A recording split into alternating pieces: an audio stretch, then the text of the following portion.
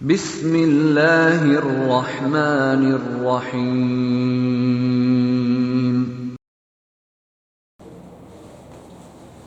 बच्चों आज है ना दर्जा 7 का क्लास 7 यानी मजमून निसाब पढ़ेंगे और इसमें टॉपिक है कसरों का तकसीम यानी डिवीजन ऑफ फ्रैक्शन। और इसमें है दूसरा पढ़ेंगे हम लोग ज़रबी मखसूस यानी कि रिसिप्रोकल। ठीक है, तो बच्चों आप देखिए कि तकसीम का मतलब क्या होता है। तो तकसीम का मतलब जो है वो बांटना होता है। क्या होता है? बांटना, यानी कसरों का तकसीम यानी कि जो नंबर है यानी कि जो गुणनखंड है या जो नंबर है उसको हम लोग कैसे तकसीम करेंगे, कैसे बांटेंगे। तो इसमें हमने समझाने की कोशिश की है कि देखिए मिसाल के तौर पे हमारे पास जो है 9 अदद है। ठीक है, और 9 अदद को अगर हमको तकसीम करना है 3 लोगों में तो कितना होगा। तो जाहिर सी बात है कि 9 को हम कितने भाग में बांट रहे हैं। 9 को हम तकसीम कर रहे हैं कितने भाग में? 3 भाग में। तो कितना आ रहा है? 3 आ रहा है।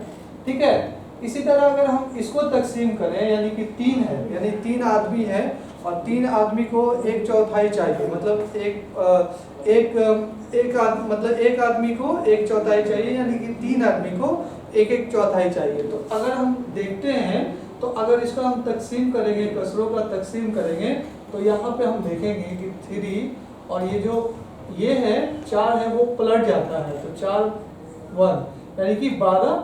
तो ये जो है क्या होता है कि इसको जो हम जब तकसीम करेंगे तो ये हमेशा चेंज हो जाएगा, यानी कि डिवीजन ऑफ फ्रैक्शन यानी कि कसरों का तकसीम यानी कि जो डिवीजन है यानी कि जो तकसीम है वो हम किस में ले आ रहे हैं? कसर में ला रहे हैं, यानी कि फ्रैक्शन में ला रहे हैं।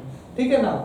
तो ये जो आ रहा है ये फ्रैक्शन में जा रहा है, यानी कि ये जो नंबर है यानी ये जो दिया हुआ है इसको हम क्या करेंगे?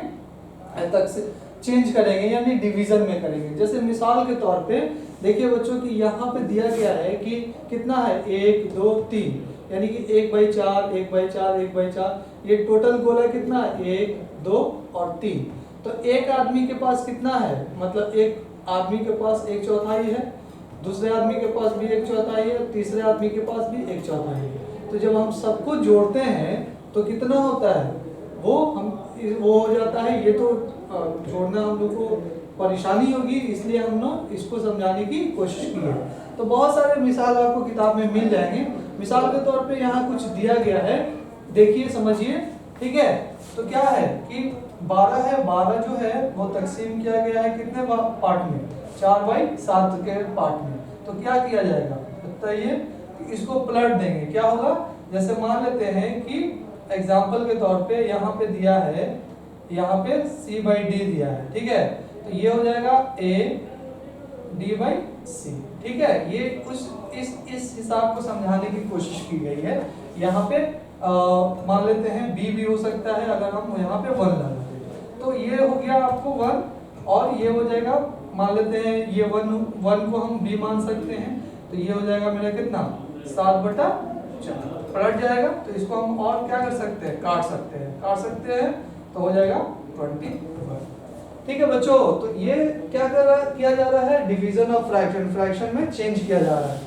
उसी तरह यहाँ भी ये भी A/B के फॉर्म में होगा, ये भी C/D के फॉर्म में होगा। तो ये हमेशा क्या होगा? इसको चेंज करेंगे तो 3/7 और ये हो जाएगा 7/6। ठीक है, तो 7 से 60 काटेंगे और 3 से 2 काटेंगे। तो इसका जो डिवीजन होगा यानी फ्रैक्शन होगा वो कितना होगा? 1/2 हो जाएगा। ठीक है, अब ये ज़रबी नुमा, तो इसमें बच्चों आपको प्रैक्टिस करना है। ठीक है, बहुत सारे मुख्तलिफ सवालात आपको किताब में मिल जाएंगे, तो आप इसको प्रैक्टिस कीजिए, इंशाल्लाह आपको आसानी होगी। अब आइए ज़रबी मखसूस यानी कि रिसिप्रोकल। तो देखिए रिसिप्रोकल का मतलब है जैसे 1 है तो उसका उल्टा कितना होगा। जैसे मान लेते हैं कि अगर 2 आदमी है, ठीक है ना, तो 2 आदमी का उल्टा कितना हो जाएगा? तो उसको हम लोग रिसिप्रोकल यानी कि यहाँ पे 1 लगाएंगे। इसी का मतलब पार्ट है, इसी का ही मतलब ये है टॉपिक है। तो इसको हम लिख सकते हैं 1/2। ठीक है, ये हमेशा उल्टा हो जाएगा। ठीक है, जैसे मान लेते हैं A है तो इसको हम लिखेंगे 1/8। ठीक है, ये एक रिसिप्रोकल हो सकता है। तो जैसे 4 है तो 4 को कितना लिखेंगे? 4 को हम लिखेंगे तो इसको हम लोग कितना लिख सकते हैं? 1/4 लिख सकते हैं। यहाँ पे देखेंगे 2/3 है तो 5/6 से इसको कितना लिखेंगे 2/3 और ये हो जाएगा 6/5, तो काट देंगे तो हो जाएगा कितना 4/5। ठीक है, इसको हम देखेंगे तो इसका कितना हो जाएगा 5/4। ठीक है, इस वाले का इसका कितना हो जाएगा, इसको पहले इससे गुना कीजिए तो 3 दूनी 6, फिर ऐड कीजिए 8 तो हो जाएगा कितना 7/3, ये हो जाएगा 2/5, यहाँ पे 2/5 तो हो गया आपको 7/3 इंटू 5/2 तो हो गया आपको 35/6। ठीक है बच्चों, तो ये ज़रबी, मकसूब, रेसिप्रोकल, डिवीजन ऑफ फ्रैक्शन, बहुत सारे मुख्तलिफ जो हैं मिसाल किताब में दिए हैं, हमने मोटा मोटी समझाने की कोशिश की है। तो आप बच्चों इसको देखिए, अगर आपको नहीं समझ में आएगा तो आप इसको कमेंट बॉक्स में ज़रूर मैसेज कीजिएगा, कमेंट कीजिएगा, हम लोग और अच्छे से बताने की कोशिश करेंगे। ठीक है बच्चों, तो आप इसको प्रैक्टिस कीजिए और फ़ायदा उठाइए।